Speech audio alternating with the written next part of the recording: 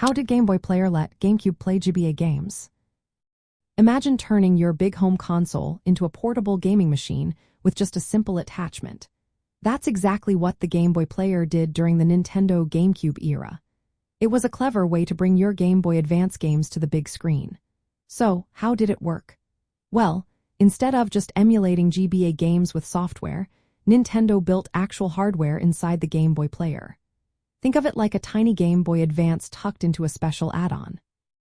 This hardware was almost identical to the GBA itself, which meant it could run games directly from the cartridge. To connect the Game Boy Player to the GameCube, you used the high-speed parallel port located underneath the console.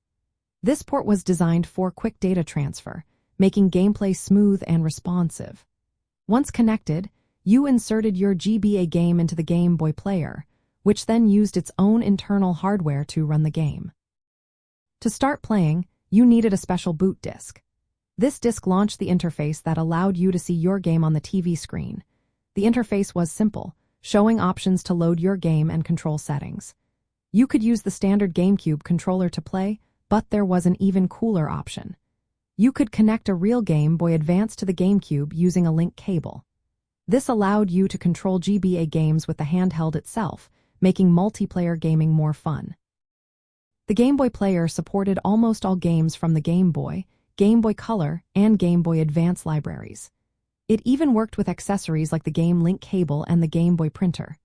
Compared to the Super Game Boy for the Super Nintendo Entertainment System, which used software emulation, the Game Boy Player used actual hardware. This meant better performance, faster load times, and the ability to play more complex games. For fans of the 2000s, it was a dream come true. You could enjoy your portable game collection on your TV with improved visuals and the comfort of a home controller. It also made multiplayer gaming more exciting, especially with the option to use a GBA as a controller. Overall, the Game Boy Player was a smart hardware solution that brought the best of both worlds together.